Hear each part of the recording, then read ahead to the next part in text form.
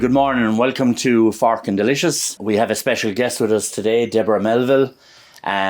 You can find her on her Instagram channel, Decent Dinners for One. Yeah, that's the one. And what we'd like to say at the beginning of this is, could you please, if you like it, or even if you don't like it, subscribe. It won't cost you anything.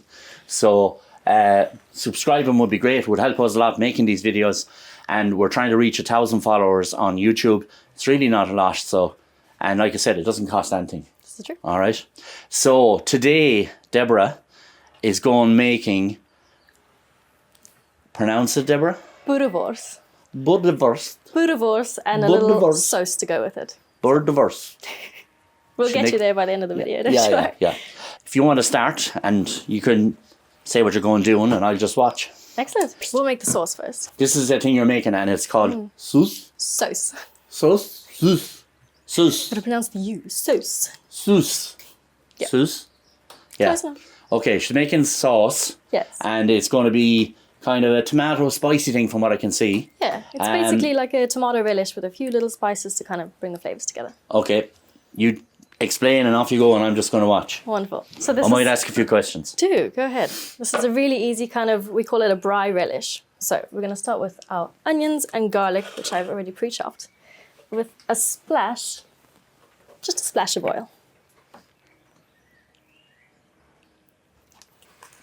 Onions and garlic go into the pot, and we'll let those saute off for a few minutes, and then we'll add our spices. Yep, I'll take that for you. Yeah. Speaking of spices, we've just got a tiny bit of mustard and a little bit of curry powder. Is this your own mix, JJ? Yep, secret mix. Spent ages making that. And what I like to do is I like just to buy different things and then maybe add my own bits of cumin, fenugreek, cloves. So smells amazing. maybe it's the way some people make garam masala or those masalas that they're kind of like family mixes. Yeah. So, but this one tastes different every time. So, at the moment, this is a tub of one taste. All right. Wonderful. Yeah. Spice a la JJ. Spice a la me. Of course, if you're looking for the measurements, they're down below in the description. But maybe a few mustard seeds. Stir. I'll hold off a little bit to add that spice until the onions and garlic are kind of sizzling. And we're not looking for any colour or... Yeah, you might need all that now. I didn't weigh it or anything, no. so just only use what you want, you know. And this is not a curry flavoured sauce. Yeah. So we're really just going to, even if you have the end of a spoon, just add that in, maybe 2 or 3. Okay. Because it's not a curry flavoured sauce. It's just something to add to that background flavour. Have you made sauce before? I haven't made sauce before. Sauce? No. This is kind of something every lady of the household basically would whip up while the guy is outside on the braai, cooking the meat. She'll make the pop, she'll make the sauce, she'll bring it out. Oh, okay. Really simple. Oh, that's really smelling good now. Yeah. Can you turn it down a second? Yeah. Oh, yes, of course I can. Just a tiny bit, because we've got it up to temperature now. Tomatoes. So spices are kind of waking up with that heat. Oh, they're lovely. Lovely. Chopped tomatoes goes in. Okay. So this really is kind of really quick. Yeah. And then, of course, we're going to rinse out our tin, so we're not wasting anything. Roughly about a full tin. We want enough liquid to make sure it's not going to catch while we're working on our sausages. Okay. And of course, we can just let that, let it reduce, and that'll evaporate out of it again. Yeah. Okay, so now we just leave that alone. Yeah. We'll let it cook. I'll take that off, yeah? Pop a lid on. And that's it. Yeah. That's brilliant. The Boerewors now. Yes. Did I say that right? Boerewors. The Boerewors. Boerewors. Right. So for the sausage, it's a very heavily spiced sausage. And it's a very coarse sausage, isn't it? Very coarse. And it's beef and pork. So it's a good mixture. And I also noticed there's no additives. There's no rusk or or bread or gluten being added to this either. I think it has to do with the fact that the sausage is really old. It's from the times when there were people in ox wagons walking down, and they didn't have, even bread. You don't have that. You don't have your fresh herbs. So it's dry spices, your meats, your fats, and that's it. And believe it or not, there's actually laws around it now about what you can and can't call boerewors. Oh, yeah. I believe that. It should be like it's like champagne is from Champagne, Parma ham is from Parma. And even like baguettes, you can only have the flour, water, yeast. Yeah. There's specific things you can put in boerewors. Yeah, lovely. Yeah, don't. But I think that's good. It protects the originality of it. Yes. Stops it being kind of doctored down. Indeed.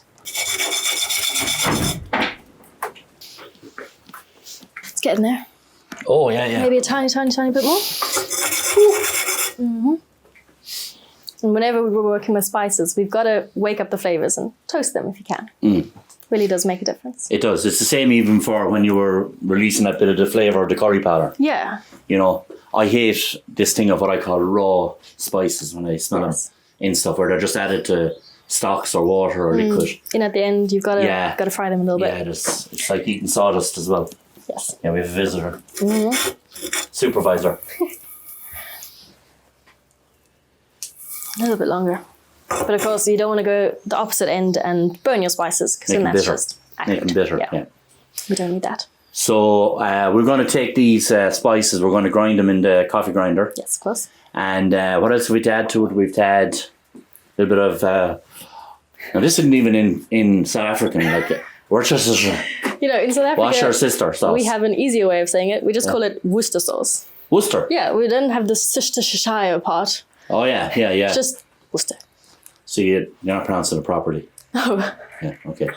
I'm in the country now, is it? Yeah.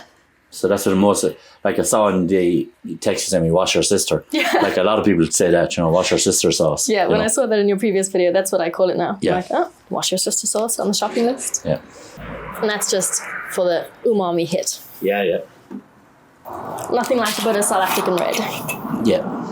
Only needs a tiny bit, so the rest is for us. Yeah. Can we with the lunch and the pizza? And then, of course, vinegar.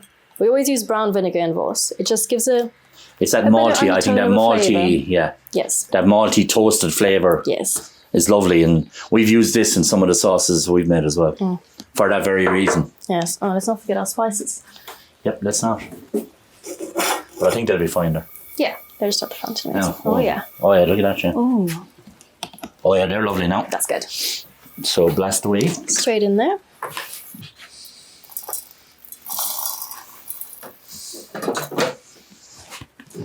You got it. Yeah.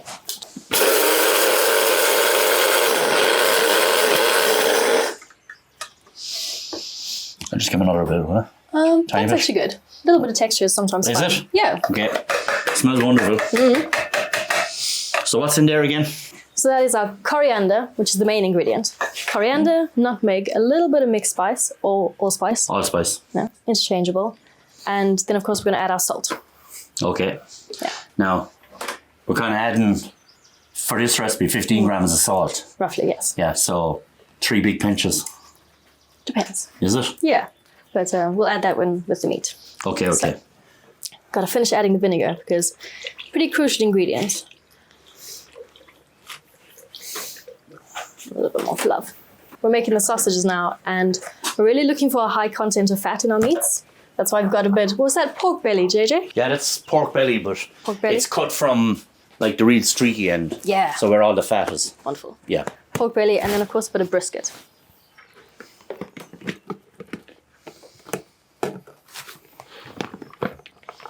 And get your butcher to mince it for you, just to save yourself the bit of effort.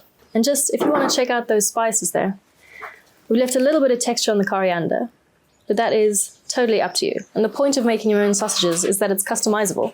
You know, if you don't like the texture of coriander, blend it a bit smoother. Personally, I like a little bit of texture, but not a whole kernel. Yeah. If I get a whole kernel, I'm out.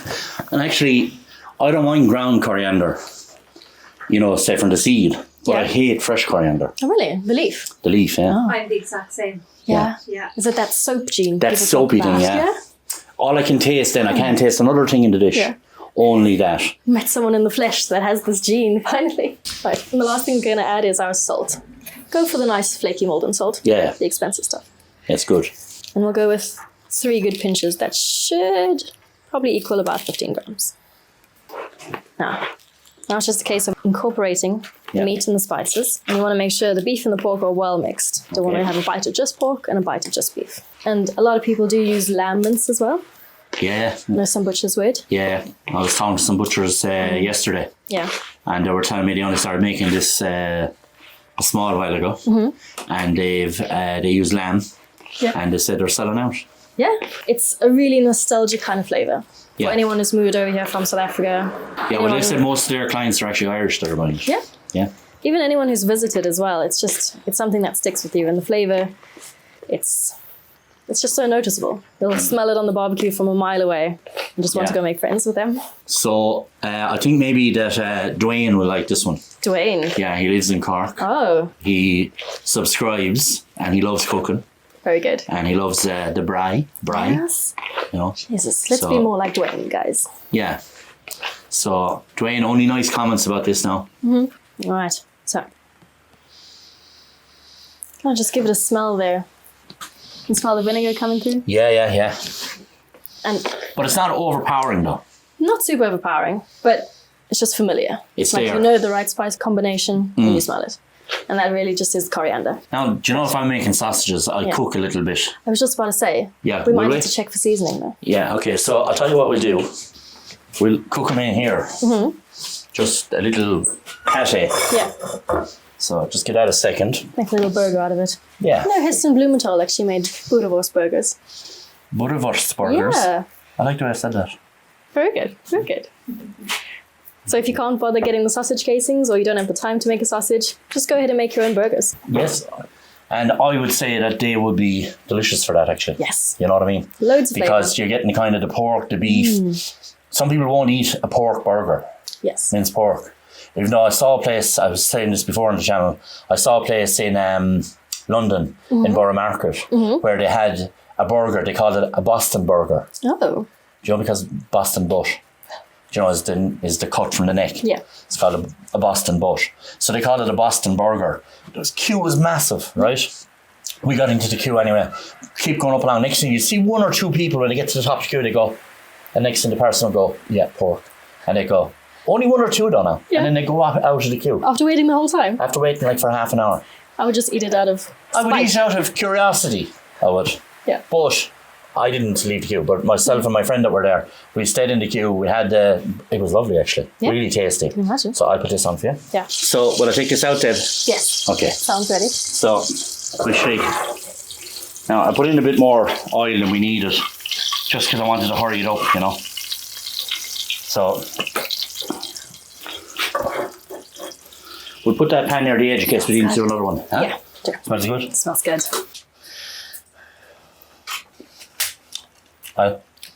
Tiny bit more salt. Bit of pepper, no?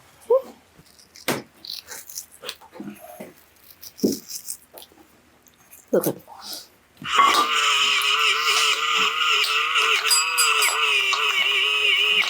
Sorry. Dinner is Sorry. served. Is that the sound of our subscriber saying the notification Hitting the bell? bell, that's it. Hit the bell. Subscribe. Thank you. So I'd say with that extra seasoning, we should be good to go. Yeah. So we'll combine this and then get our sausage casings ready. Oh, we got to tie off the end. It's very sunny here in the Glen of Aherlow at the moment. Yeah. I As thought you I'd can- come to Tipperary for the sunshine, but apparently That's Cork is better condensation you can hear on the roof. You know, from the sunshine. from the sunshine. See, we get such an amount of it here. Oh, Oh, we got a bit of air. something's happening. Hey. There we go. And we're not looking for it to be too tight because we still want to be able to bend it. And if you see Boerewors for sale in shops, you'll always see it in a coil. Might be a big Oh, coil, yeah. a small coil. I've had one with cheese and chilli. Yes, Very tasty. very nice. Well, that's going to be where that one ends. Yeah. Oh yeah, there we go. That's working out pretty good. Yeah. Don't think sausage making is really done anymore, is it? No. Would you make a lot when you were younger? My grandmother. Yeah. That's where I learned to make it. Oh, yeah. I learned to make black puddings with her, sausages. But what she would have been using was the real intestines. You know, Yeah. they would have washed them in salt and water, soaked them in salt and water, and then washed them out. I've seen a pig being killed and then all of it being kind of used. Yeah. You know, processed. And people So- nowadays probably haven't even seen a live pig. Well, yeah. They definitely haven't seen one being killed, I'd say. No. You know. But there's a great historical video guy, does photos and stuff, and he does really good photo history thing in Romania, and it shows kind of a traditional village of, you know, because some of the older men and the women, and they're butchering a pig from start to finish, and it's done like in a photo history, you know. So I'm sure if you search it on the magic Google, You can see, you can still bend it enough. Yeah. Don't want it too tight. That's okay, is it? That's perfect. Okay. Start rolling it up in a coil. Squeeze out a little so I can get a nice tie off. And the reason why it's just cooked in a coil, the whole thing as it is because you want to keep all that lovely fat and flavour in there. The worst case scenario is the case splitting and you're losing all your flavour then. Okay. Yes. So if that happens though, we'll say nothing, okay? If that happens, we'll cut this part out of the video. Yeah. Tie it off there. Okay. Beautiful. Very nice. So that's one done. That's one done. Come on, we'll try another one. Yeah. We'll try and see if we get the rest of it into it, because this is actually very satisfying. When's the last time you made a sausage? Oh, a couple of weeks ago. Oh, really? Yeah. What'd you put in it? I put apple, black pudding. I have a kind of a little sausage thing called, I don't know, in French. My French is as bad as my South African now. Quattro spices. It's like 4 spices. Yeah.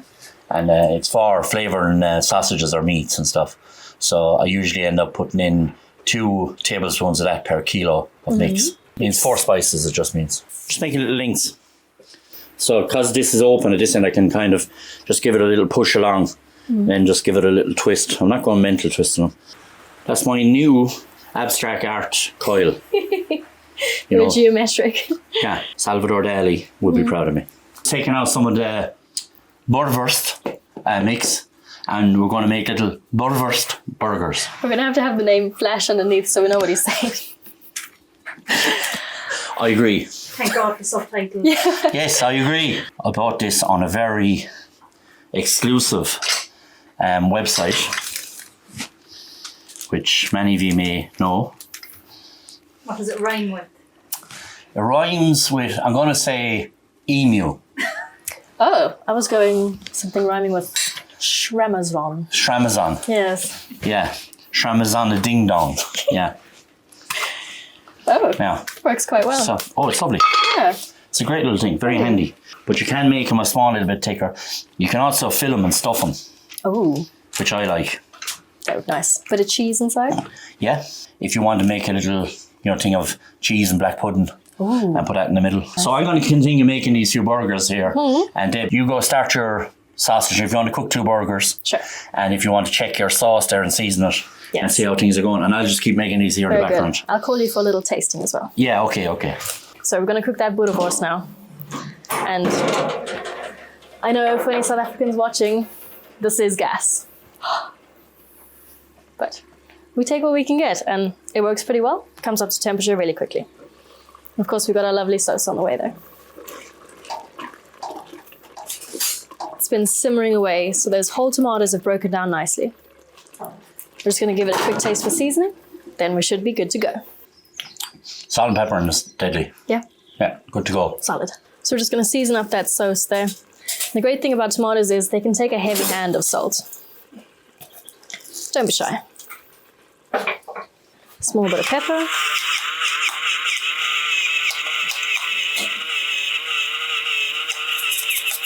And that's been bubbling away on a pretty high heat for about, would you say, 25 minutes, JJ? Yeah, 25, 30 minutes. Yeah, and you can see the tomatoes are breaking down lovely there. But you do still want kind of a chunky sauce. This is not a smooth pasta sauce. Yeah. It's more like a relish, if you think about it that way. Can you have this when it's cold? Yes, that is the best part about a braai. There's always leftovers. Bit of cold sauce the next day, bit of pop, piece of cold wors.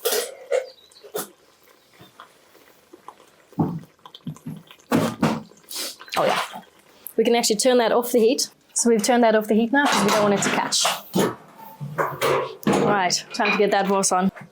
You got to be watching for your cooler and your warmer spots. We'll put it on this side because it's not as hot.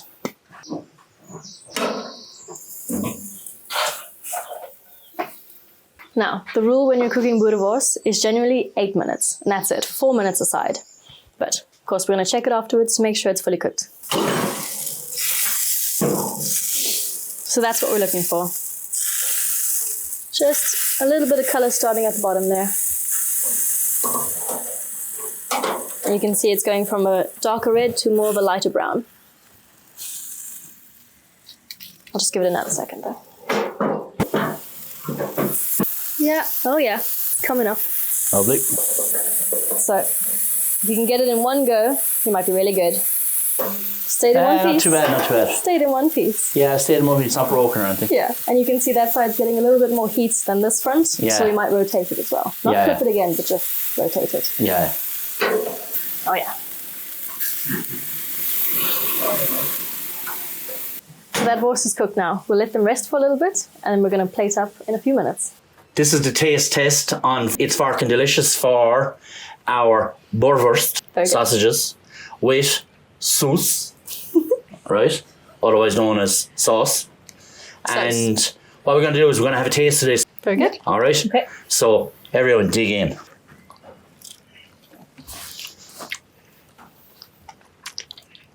They're definitely different to any kind of sausage we'd make. All right? Yes. Because, first of all, they're coarser. Very coarse. They're 100% meat. Yes, and beef as well, not just pork. Yeah, and it's beef and pork to mix.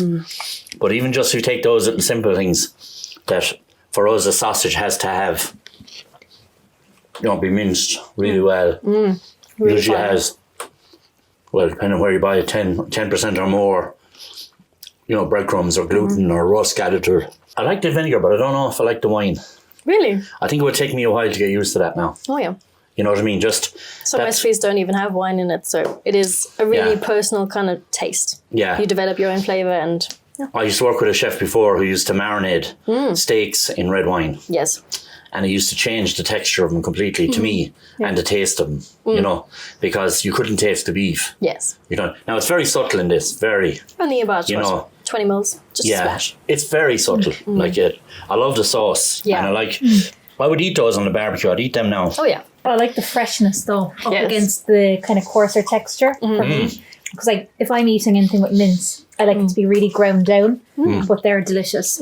I would definitely eat them again. And I can definitely get the vinegar coming through a lot, which is lovely. So would I. But I think if I'm making it myself, I'm going to make them without the wine. Right. Only because I have that pre-thing of, or from taste. But that's the joys of making your own sausage. Oh, yeah. You make it how you like. Yeah. But the texture is delicious.